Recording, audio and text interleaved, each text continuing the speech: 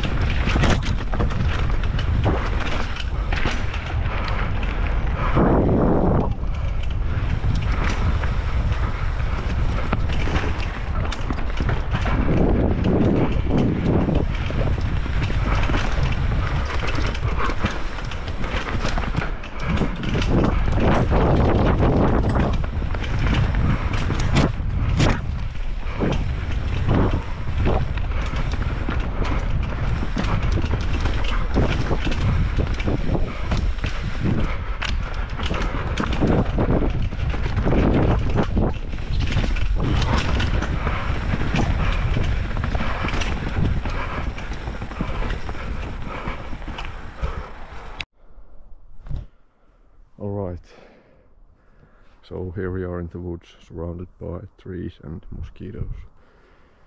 And here's the bike, Polar-Stamina 180. 180 meaning 180 millimeters of rear wheel travel. I've had this bike since spring 2020 and have been riding it since. Let me start with the negatives. So maybe after half a year of riding, the frame cracked exactly here, like horizontal crack there, and I got a new front triangle as a warranty replacement. So this is not original, this is a newer version. So far, at least not a similar crack, although there is a problem here. I don't know if you can see it. The bond that keeps the frame halves together, because this frame is CNC machine from two halves and glued together or bonded together, so the seam has kind of broken. The owner of the company, or the CEO, told me that it's basically fine to ride, but I'm not sure. But it hasn't really gotten worse after a year of riding, so I'm not too worried about that. Another problem, and this one is quite nasty. Over the bike, I kind of rode into a rock, actually quite nearby here, and now it's cracked and has a huge dent on the swing arm, and the bonding also there has kind of separated. So yeah, the bike is making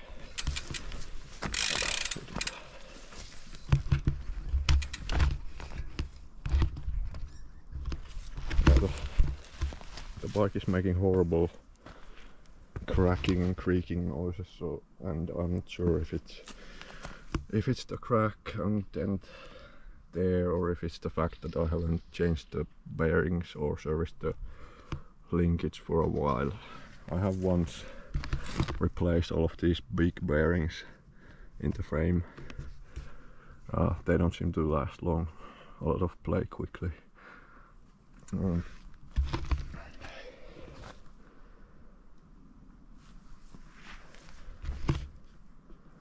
Another problem I've had with this bike is that on the original front triangle, and oh yeah, the back end is original, I got like this corrosion looking kind of, I don't know what you would call it, a bike rash after riding in rain. I did dry the bike completely and store it in a non-damp place, but it still got like full of that black shit, and I'm not sure why. Well, I guess it is because it's like the nature of the material is made out of. But yeah, it's not gonna happen with the new ones because they are electro. I'm not even gonna try to say it, but it has a coating that is not anodizing or paint, which is good.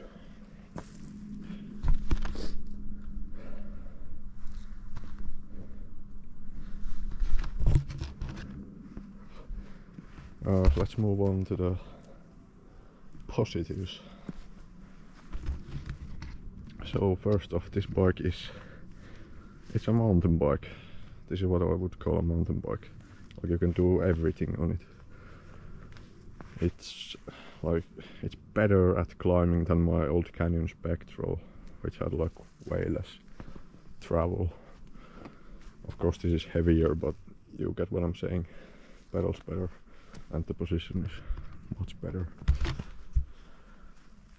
So yeah, I do everything on this bike except road riding, obviously. Like, I ride cross country, bike park, even some downhill tracks. It's just a versatile bike, and I'm sure that's true on the newer models also, like the Vikkela and maybe even the Onni, a downhill bike. So yeah, the components, actually nothing except the cranks and the seat post are original. Everything has been changed, either because they got broken or they didn't work, mostly because they got broken.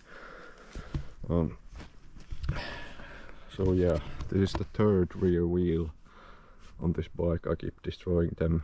The original didn't last didn't last 2 months, and I replaced it with my own built DT 511 with this Hope hub, and then that got mangled, and I replaced the DT with this Newman EG30. It's supposed to be like one of the strongest ones they have, if not the strongest rim. And it is really strong, although this one is already wobbly and messed up, still holding up. Front wheel is a Hope Forzus 35, and I actually have no idea why I have this on, because it's ridiculous to have a 35mm internal width rim on the front. It just gives the tire a way too square profile, except with this Minion DHF. On that one it's acceptable, but any other tires like a 2.4 Magic Mary, just no way on this rim, no way, absolutely horrible. Yeah, so I would generally prefer a 25mm front rim, because it gives most tires a good profile. On the rear, wide is pretty good, like 30 to 35 is fine. 25 is also okay, but I just don't really see the point of having a narrow rear rim.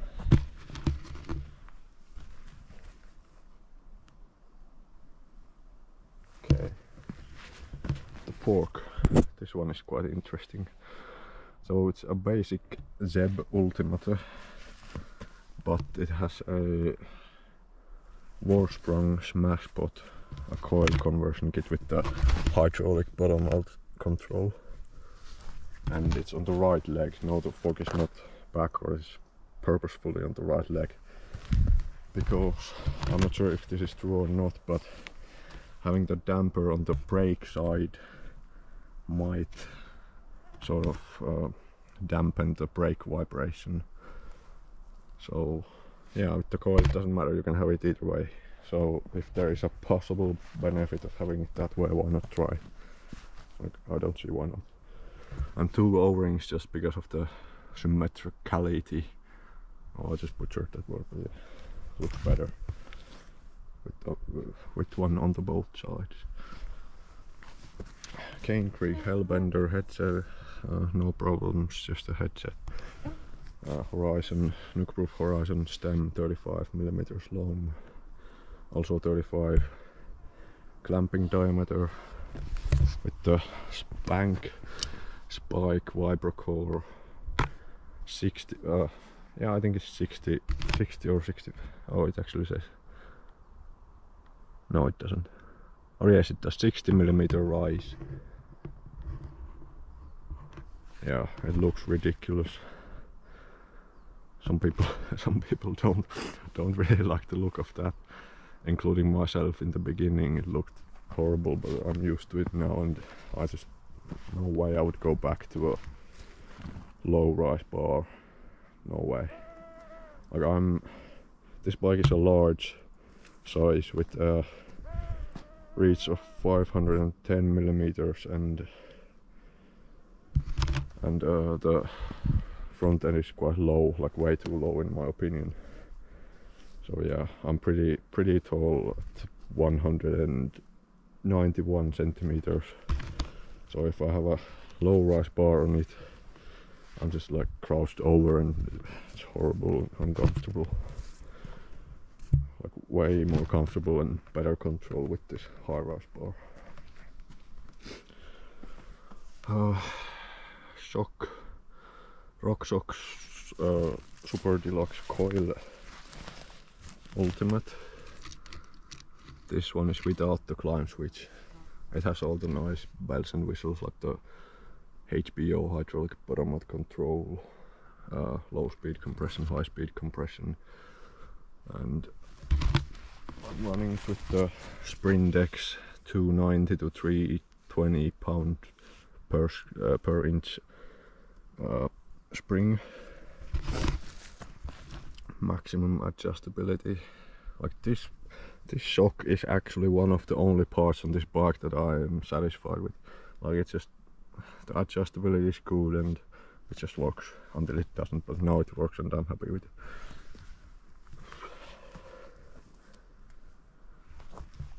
SRAM, controversial SRAM RSC, code RSC brakes with 223mm Golfer, 2mm thickness rotors with Uber bike stainless steel braided brake hoses. I have some tape on here because it got bent and this just kind of keeps it stiffer and so it doesn't snap off or anything. Yeah, the tires are a mess. I don't like this tire. The Aggressor is fine for like just riding as a rear tire, but in the bike park and on the more downhilly trails I don't like it. It's just horrible. Maybe in dusty conditions it's fine, but not here. Or like it's actually pretty fine here, but not like here in Finland in bike parks. I don't like it. I prefer an Assegai or a Magic Mary front and rear basically. DHF is very good on dusty bike park trails like flow trails, but not in the technical stuff unless it's really dry. I just like the predictability of this in the dry. It's fun, but not like the most high performance for me personally. So ideally ultra soft Magic Mary 2.4 and either a ultra soft or soft Magic Mary on the rear and downhill casing rear and super gravity front. I have a Cuscore on the front here but not on the back. That's weird, I know, but that works for me. And I don't care about destroying this rim because I'm about to replace it anyway sometime. More about the dropper post. The Bike Yoke Revive. This is not the newest version. This is the older version, not the oldest, but older version. 185mm of adjustment.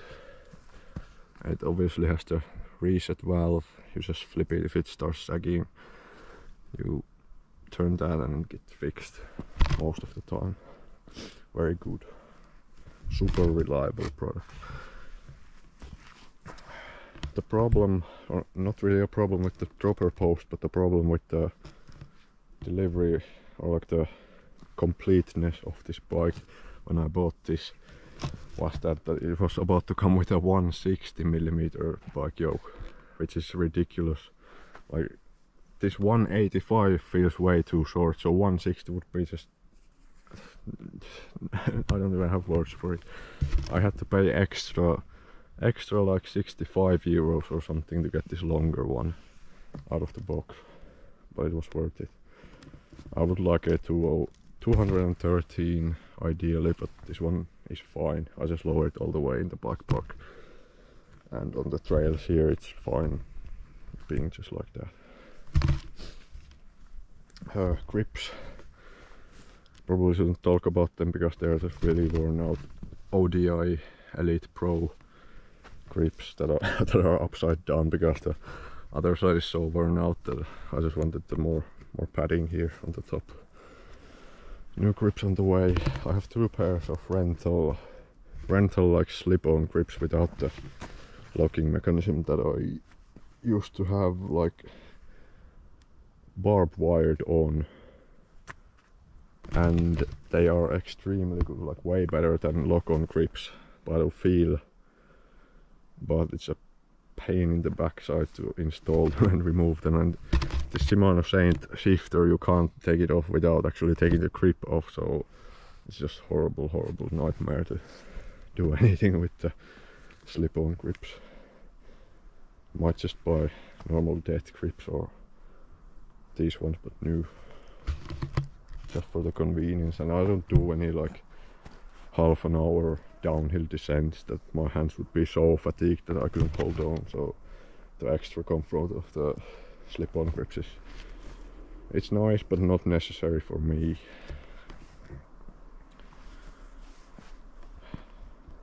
what else? Drivetrain.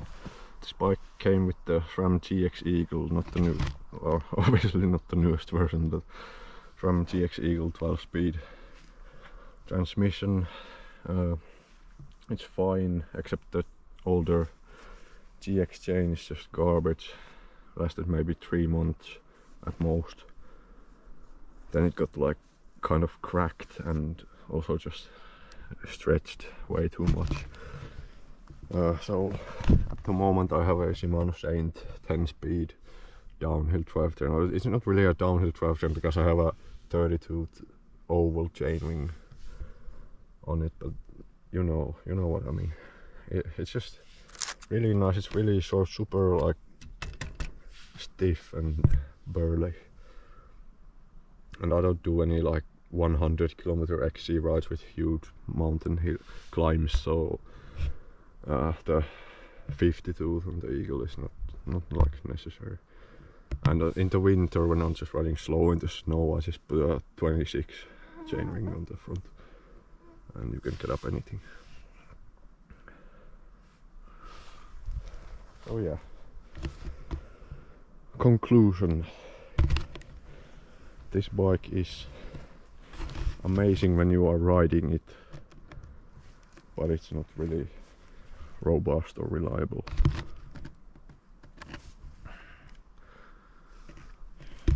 It's good that the bearings are quite easy to change yourself, just a few more special tools, like a bearing press and a tool for these, and it's the same as the bottom bracket one, by the way, the dub threaded. Yeah,